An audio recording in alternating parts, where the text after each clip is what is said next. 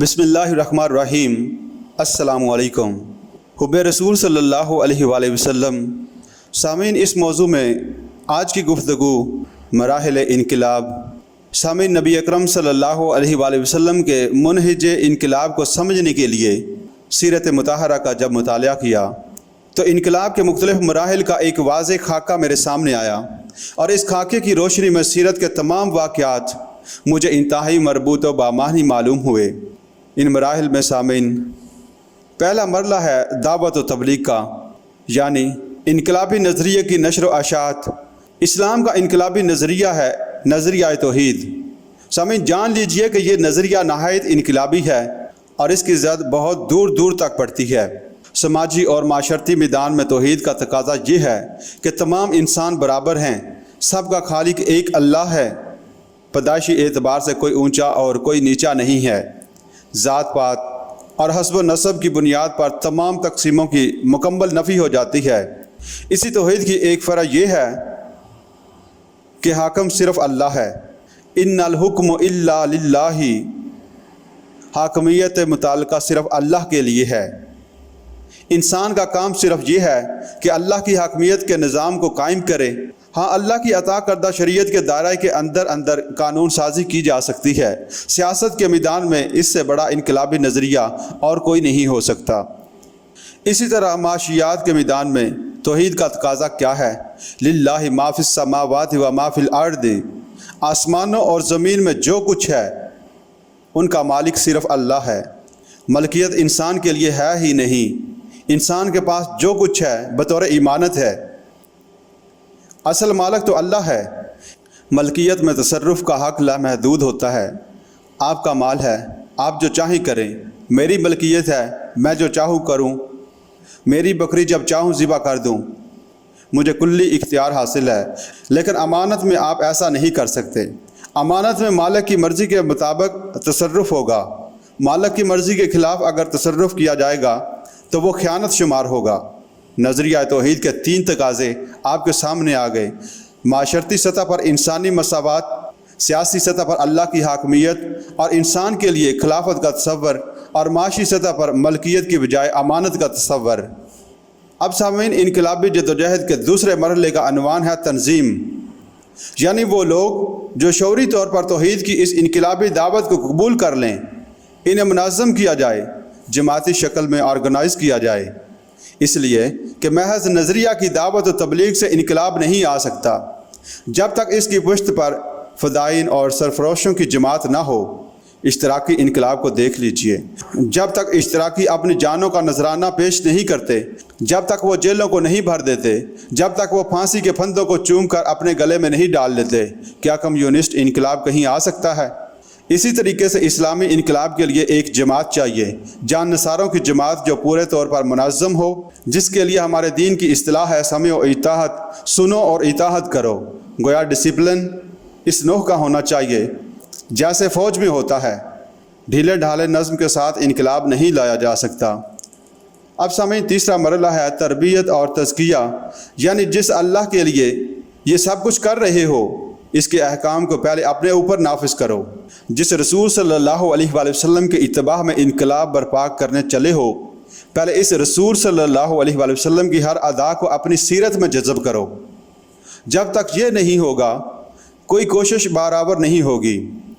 فرض کیجئے کہ ایک شخص بہت فعال ہے، تنظیمی اور جماعتی کاموں میں لگا رہتا ہے، بہت بھاگ دوڑ کرتا ہے، لیکن اس سے دین کے احکام پر عمل میں کسل مندی، تساہل اور بے رغبتی کا اظہار ہوتا ہے، تو ایسے سپاہیوں سے گاڑی نہیں چلے گی۔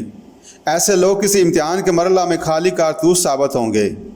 تیسرا نہایت اہم مرحلہ ہے تربیت اور تزکیہ کا۔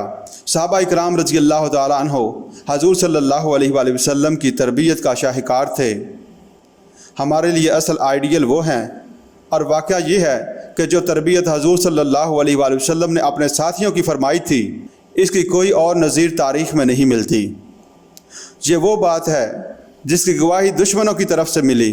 حضرت عمر فاروق رضی اللہ تعالیٰ عنہ کے عہد خلافت میں جب سپاہی اسلام ایرانیوں کے خلاف صف آرا تھیں، تو رستم سپہ سالار افواج ایران نے مسلمان فوجیوں کے حالات معلوم کرنے کے لیے کچھ جاسوس بھیجے۔ وہ بھیس بدل کر مسلمانوں کے کیمپ میں کچھ دن تک حالات کا مشاہدہ کرتے رہے۔ وہاں جا کر انہوں نے رستم کو رپورٹ پیش کی کہ ہم رہبان باللیل و فرسان بالنہار، یہ عجیب لوگ ہیں، رات کو راہب نظر آتے ہیں اور دن میں شاہ سوار ہیں۔ دنیا نے یہ دونوں چیزیں علیحدہ علیحدہ تو دیکھی تھیں۔ عیسائی راہب بڑی تعداد میں موجود تھے۔ آپ نے بحیرہ راہب کا واقعہ سنا ہوگا، جس نے حضور صلی اللہ علیہ وآلہ وسلم کو آپ کے بچپن میں پہچان لیا تھا۔ حضور صلی اللہ علیہ وآلہ وسلم کے زمانہ تک عیسائیوں میں بڑے مخلص راہب موجود تھے۔ انہی میں وہ راہب بھی تھا جس نے حضرت سلیمان فارسی رضی اللہ تعالیٰ عنہ کو حضور صلی اللہ علیہ وآلہ وسلم کا پتہ دیا کہ جاؤ، میرا علم بتاتا ہے کہ کھجوروں کی سرزمین میں نبی آخر الزمان کے ظہور کا وقت آ گیا ہے۔ جاؤ قسمت آزمائی کرو، اندازہ لگائیے کہ وہ کتنا بڑا عالم و راہب ہوگا۔ لیکن جو راہب ہوتے تھے وہ دن کے وقت بھی راہب ہوتے تھے، رات کے وقت بھی۔ ان کے ہاتھ میں تلوار تو نظر نہیں آتی۔ اسی طرح کیسر و کسریٰ کی افواج بھی موجود تھیں۔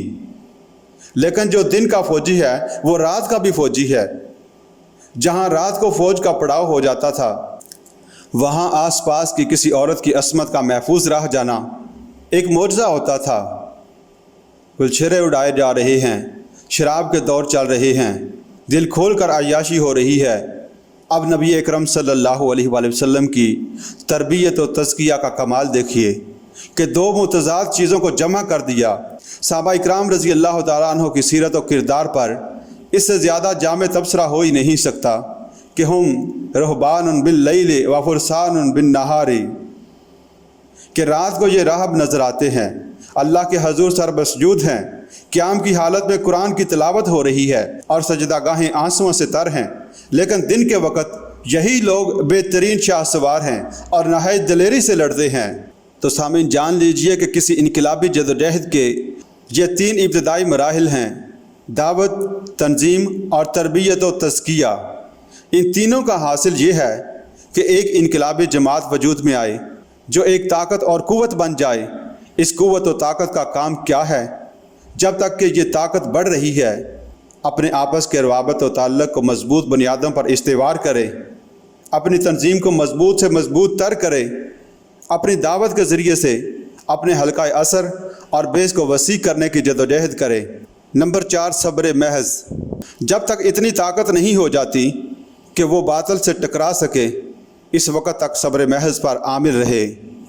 کفو ایدیکم، ہاتھ بندھے رکھو، چاہے تمہارے ٹکڑے اڑا دیے جائیں، تم ہاتھ مت اٹھاؤ۔ انقلابی جدوجہد میں اس صبر محض کی بہت اہمیت ہوتی ہے، اس لیے کہ اگر ابتدائی مراحل میں انقلابی جماعت تشدد پر اتر آئے، وائلنٹ ہو جائے، تو اس معاشرے میں موجود باطل نظام کو اس بات کا اخلاقی جواز حاصل ہو جاتا ہے کہ وہ اس مختصر سی انقلابی طاقت کو کچل ڈالے۔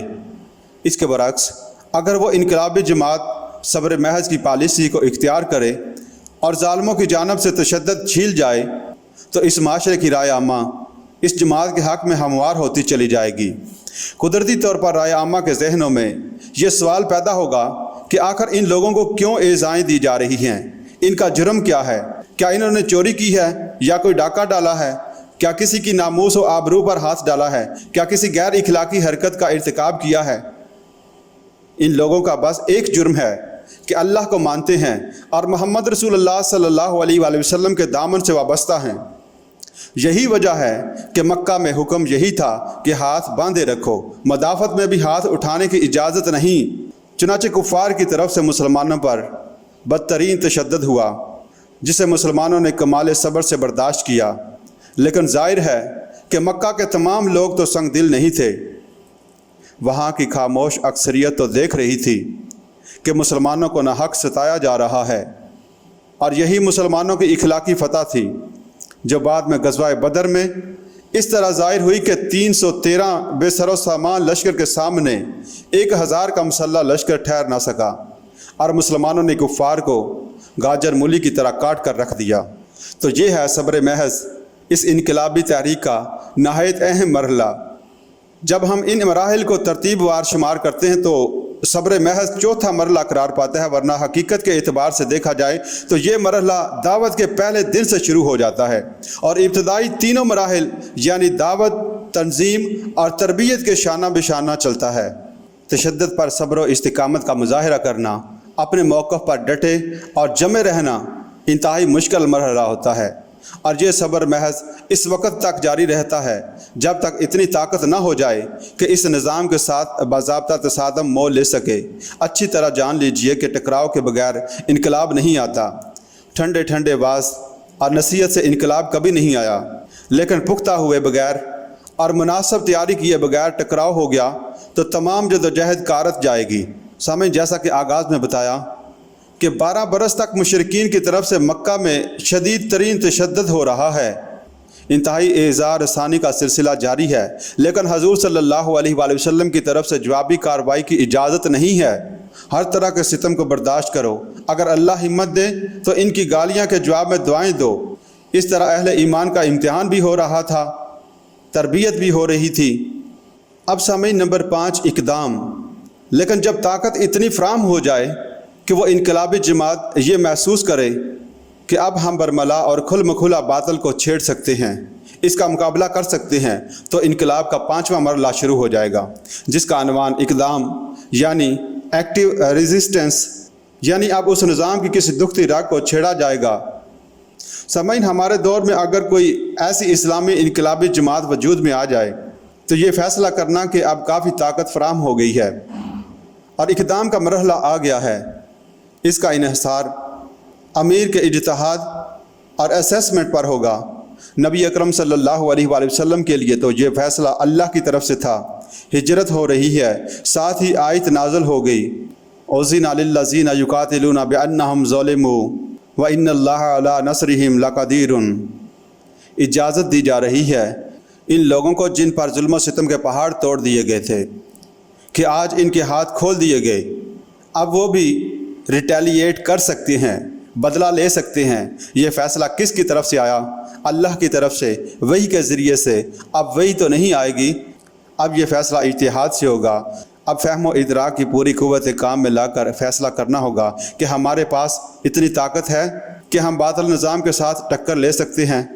اگر مشورے کے بعد امیر جماعت کی یہ رائے بن گئی کہ ہمارے پاس تعداد میں ایسے کارکن موجود ہیں جو منظم ہیں، سمع و طاعت کے خوگر ہیں، ان کا تعلق مع اللہ مضبوط ہے، ان کی اسلامی نہج پر تربیت ہو چکی ہے، تزکیہ نفس کی وادی سے وہ گزر چکے ہیں، اللہ کی راہ میں جان دینے کو وہ اپنی زندگی کی سب سے بڑی کامیابی سمجھتے ہیں، وہ سینوں پر گولیاں کھانے کو تیار ہیں، پیٹھ نہیں دکھائیں گے، اگر لاٹھیوں کی بارش ہوگی تو وہ بھاگیں گے نہیں، جیلوں میں بھرا جائے گا تو وہ جیلوں کو بھر دیں گے، کوئی معافی مانگ کر نہیں نکلے گا۔ جب اندازہ ہو کہ ہمارے پاس اتنی طاقت ہے تو پھر چیلنج کیا جائے گا اور آگے بڑھ کر اقدام کیا جائے گا۔ سیرت النبی علیہ صاحب الصلاۃ والسلام میں یہ اقدام ہمیں اس شکل میں ملتا ہے کہ حضور صلی اللہ علیہ وآلہ وسلم مدینہ تشریف لے جا کر ٹھنڈی چھاؤں میں آرام نہیں فرمایا۔ مستشرقین اور مغربی مورخین کی حرزہ سرائی دیکھیے کہ وہ ہجرت کا ترجمہ کرتے ہیں فلائٹ ٹو مدینہ، فلائٹ کا ترجمہ ہوگا فرار، معاذ اللہ ثم معاذ اللہ، فرار ہوتا ہے کسی مصیبت سے بچنے کے لیے بھاگ کر پناہ لینا۔ محمد رسول اللہ صلی اللہ علیہ وآلہ وسلم نے مدینہ جا کر معاذ اللہ پناہ نہیں لی تھی۔ ہجرت دراصل عنوان ہے اس کا کہ اللہ تعالیٰ نے اپنے رسول صلی اللہ علیہ وآلہ وسلم اور ان کے اعوان و نصار کے لیے ایک بیس فراہم کر دی تھی کہ جہاں سے اسلامی انقلاب کی تحریک کو لانچ کرنا ہے اور اسے پایہ تکمیل تک پہنچانا ہے۔ حضور صلی اللہ علیہ وآلہ وسلم نے مدینہ تشریف لا کر صرف 6 مہینے داخلی استحکام پر صرف فرمائے ہیں۔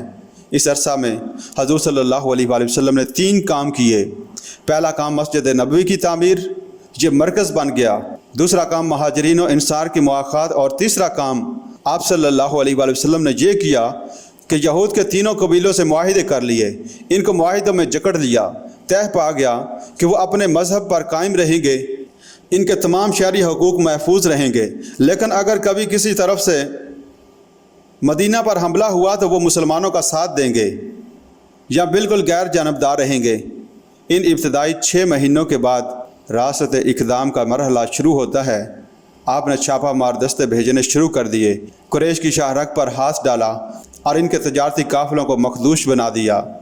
नंबर 6, मुसल्लह तसादम। दर हकीकत इस इक़दाम का नतीजा था कि कुरैश का 1000 का लश्कर पूरी तरह कील कांटे से लेस होकर हमला आवर हुआ था, सांप बिल से बाहर निकल आया था, और इस तरह इनकलाब मुहम्मदी अला साहिब सलातो वस्सलाम का छठा और आखिरी मरहला यानी मुसल्लह तसादम आर्मेड कन्फ्लिक्ट का आगाज़ हो गया। अब तलवारें और नेज़े हैं, मुकाबला है, तलवार तलवार से टकरा रही है।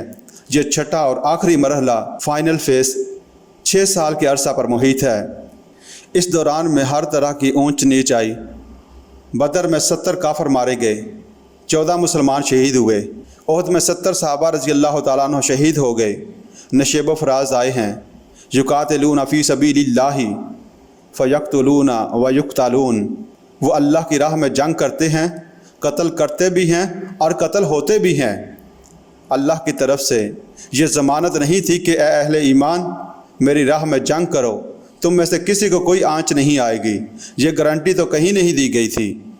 तुमको तो अपनी जानें देकर अपनी सदाकत का सबूत देना है। आम अहले ईमान को गारंटी कहाँ मिलती कि हजूर सल्लल्लाहु अलैहि वसल्लम के लिए भी गारंटी नहीं थी। ताइफ में जब हजूर सल्लल्लाहु अलैहि वसल्लम पर पथराव हुआ है तो आपका जसद अतहर लौलवान हुआ कि नहीं हुआ। ओहद में जब हजूर सल्लल्लाहु अलैहि वसल्लम के चेहरे मुबारक पर तलवार का वार पड़ा है तो आपके दंदान मुबारक शहीद हुए कि नहीं हुए, खून का फुआरा छूटा कि नहीं छूटा, और हजूर सल्लल्लाहु अलैहि वसल्लम के रुखसार मुबारक पर खुद की 2 कड़ियाँ घुसी कि नहीं घुसी। ये सब कुछ हुआ। हाँ, इन तमाम आजमाइशों से गुजरने के बाद, अपना सब कुछ अल्लाह की राह में लगा देने के बाद वो मरहला भी आता है कि अल्लाह की गायबी ताईद व नुसरत आकर रहती है। ये अल्लाह का वादा है कि कामयाबी कदम चूमेगी। व अंतुमुल आलौना इन कुंतुम मुमिनीन।